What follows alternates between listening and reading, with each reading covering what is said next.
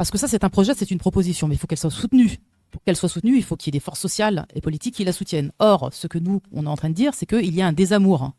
Il y a un désamour, en tout cas, d'une partie du prolétariat blanc, qui ne vote pas, qui s'en fout, qui est à l'extérieur, qui est out. Et il y a un désamour de la part des habitants des quartiers. Il y a un désamour, c'est-à-dire qu'en fait, on ne fait plus confiance. Et ça, ce désamour, il s'est créé avec le temps, 30, 40 ans de trahison, 30 ou 40 ans de mépris. Eh ben, ça donne une population qui ne croit en rien, qui ne croit pas à la politique, qui ne croit pas à la possibilité de cette transformation, du changement.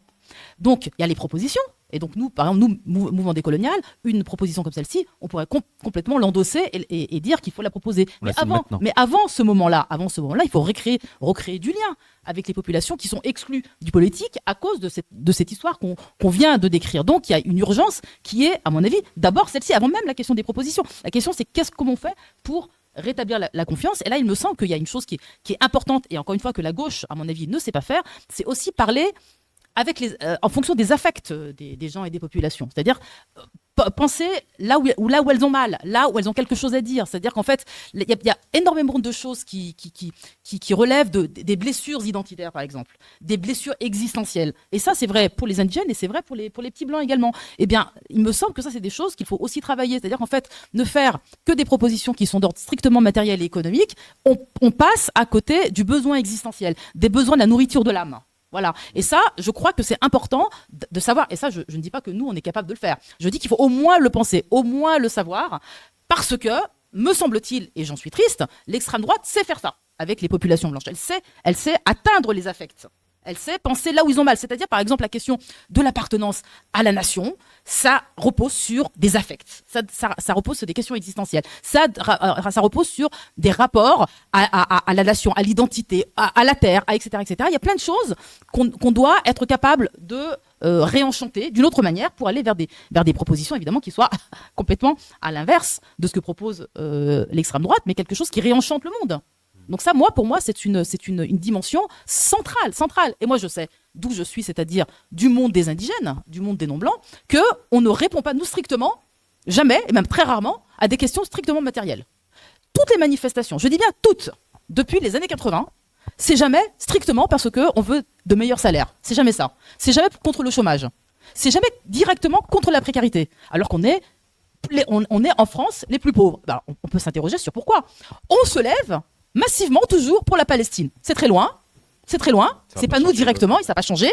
Et ça nous mobilise. Et ça mobilise beaucoup de choses. Et c'est là où je dis que ça mobilise les affects. Ça mobilise les rapports d'appartenance. Ça mobilise l'histoire. Parce qu'on sent qu'on a un rapport avec eux pour des raisons historiques. La colonisation, etc., etc. Des questions identitaires. Ce sont des Arabes comme nous. Je parle pour les indigènes musulmans. Il y a en Palestine la mosquée Al-Aqsa. Là aussi, ça produit des choses dans notre être en termes d'appartenance religieuse, spirituelle, etc., etc., de conditions, de rapport à la police, etc., etc. Donc, ce que je veux dire, c'est qu'en fait, au-delà d'une proposition strictement matérielle, c'est important de repérer, d'identifier ce qui mobilise les gens fortement aujourd'hui. Je dis que pour les indigènes, c'est la Palestine, mais c'est beaucoup les questions identitaires. Les questions identitaires, je sais qu'en France, et notamment à gauche, la question de l'identité, c'est une question épineuse, c'est une question délicate, sensible, parce que l'identité, c'est toujours quelque chose qui a un rapport avec l'essence.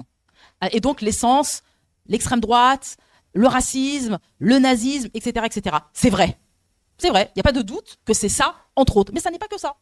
Parce qu'il faut qu'on introduise des nuances en fonction de la manière dont les gens pensent la question de l'identité. Il se trouve que nous, indigènes, la question de l'identité, c'est une question d'identité écrasée. Donc des identités qui ont été niées par d'autres identités, qui, elles, ont été des identités dominatrices. Donc les identités qui sont niées, qui sont écrasées, et lorsqu'elles sont revendiquées, et qu'elles sont pensées à gauche comme de la réaction, comme quelque chose d'identitaire au sens raciste du terme, il y a un problème ici à ce niveau-là. Là, il faut repolitiser la question des identités d'un point de vue positif, puisqu'en fait, il s'agit de se réhabiliter en tant qu'humain.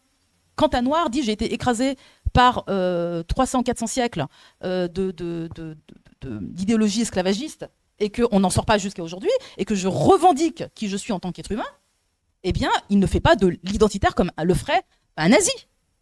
C'est pas la même chose. C'est au contraire une identité émancipatrice.